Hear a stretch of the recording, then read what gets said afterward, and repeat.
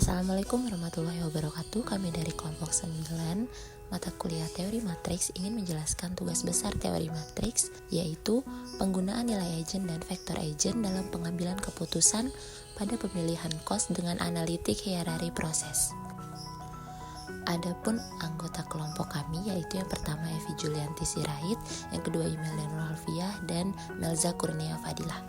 Adapun latar belakang tugas besar ini yaitu karena mahasiswa sering menghadapi masalah pemilihan kos yang sesuai dengan preferensi mereka.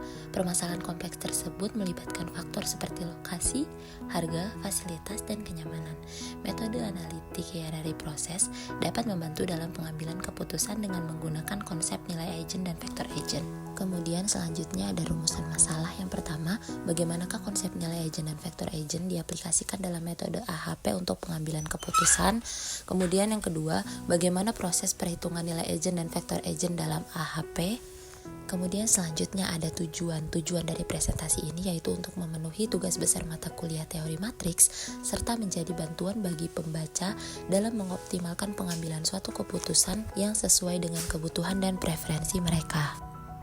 Kemudian selanjutnya ada teori dasar yang kami gunakan. Yang pertama, analytical hierarchy process.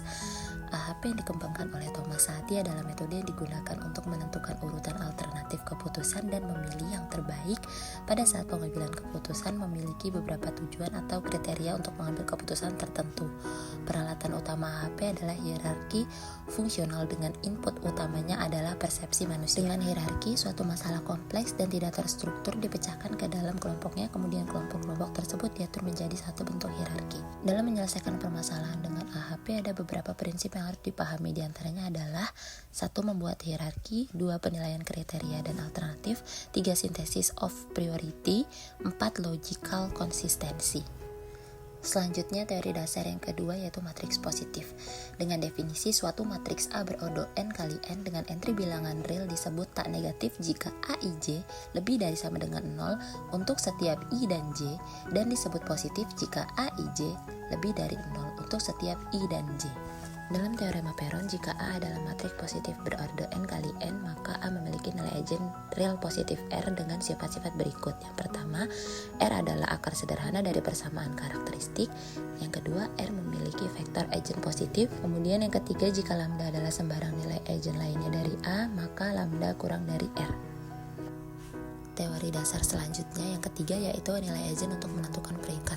Misalkan terdapat n objek yang dinotasikan dengan A1, A2 sampai AN yang akan dinilai tingkat kepentingannya, maka hasil perbandingan secara berpasangan elemen-elemen operasi tersebut akan menghasilkan matriks perbandingan. Matriks perbandingan tersebut dapat dilihat pada tabel 2. Teorema 1, misalkan ARMNC A lebih dari 0 jika W merupakan vektor tak 0 di C sehingga AW sama dengan lambda maksimal, maka lambda maksimal lebih dari sama dengan N. Indikator terhadap konsistensi diukur melalui indeks konsistensi yang didefinisikan sebagai CI sama dengan lambda maksimal dikurang N per N-1 dengan lambda maksimal sama dengan nilai agent maksimum dan N merupakan ukuran matriks. Selanjutnya, indeks konsistensi atau CI. Matriks random dengan skala penilaian 9 atau 1 sampai dengan 9 beserta kebalikannya sebagai indeks random RI dapat dilihat pada tabel sebagai berikut. Perbandingan antara CI dan RI untuk suatu matriks didefinisikan sebagai rasio konsistensi atau CR.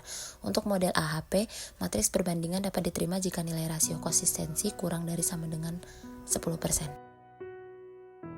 Hasil dan pembahasan. Dalam pengumpulan data, kami melakukan survei dengan menggunakan bantuan Google Form yang kami kirimkan kepada teman-teman mahasiswa ITERA.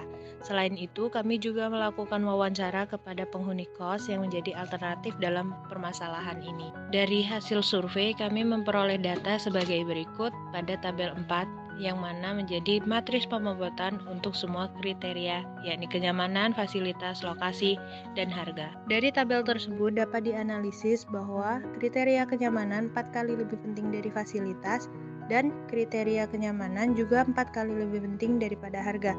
Kriteria fasilitas 5 kali lebih penting daripada lokasi dan kriteria lokasi 3 kali lebih penting daripada harga.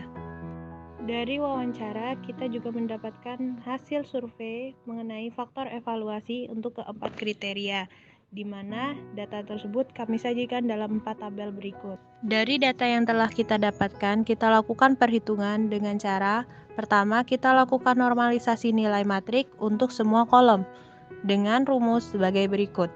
Lalu kita peroleh data pada tabel berikut. Dengan cara yang sama akan diperoleh perhitungan faktor evaluasi untuk kriteria kenyamanan dan perhitungan faktor evaluasi untuk kriteria fasilitas. Berikut hasil perhitungan dengan cara yang sama untuk faktor evaluasi untuk kriteria lokasi dan perhitungan faktor evaluasi untuk kriteria harga. Sintesis prioritas. Dari perhitungan masing-masing kriteria, didapat bahwa dua kriteria tidak konsisten sehingga perlu dilakukan pengambilan data ulang. Namun, dikarenakan waktu kami yang terbatas dalam melakukan penelitian ini, sehingga kami mengasumsikan bahwa kriteria tersebut preferensi respondennya konsisten sehingga dapat kami lakukan tahapan akhir dalam metode ini. Tahapan akhir yang dilakukan dalam metode analytical hierarchy process adalah dengan sintesis prioritas. Sintesis prioritas diperoleh melalui penjumlahan dari bobot yang diperoleh di setiap pilihan pada masing-masing kriteria, yaitu kriteria kenyamanan, fasilitas, lokasi, dan harga. Bobot tersebut disajikan dalam tabel berikut. Untuk mencari prioritas global untuk masing-masing kos adalah dengan cara mengalihkan faktor evaluasi masing-masing alternatif dengan faktor bobot yang diperoleh dan disajikan pada tabel di bawah ini. Dari hasil tersebut diketahui bahwa urutan prioritas kos yang disajikan sebagai pilihan mulai dari prioritas 1, 2, dan seterusnya adalah sebagai berikut. Kesimpulan, dari perhitungan yang telah dilakukan, kita dapat menarik kesimpulan bahwa kenyamanan merupakan kriteria yang paling penting bagi mahasiswa dalam memilih kos dengan bobot nilai 0,498 dari total bobot 0,982.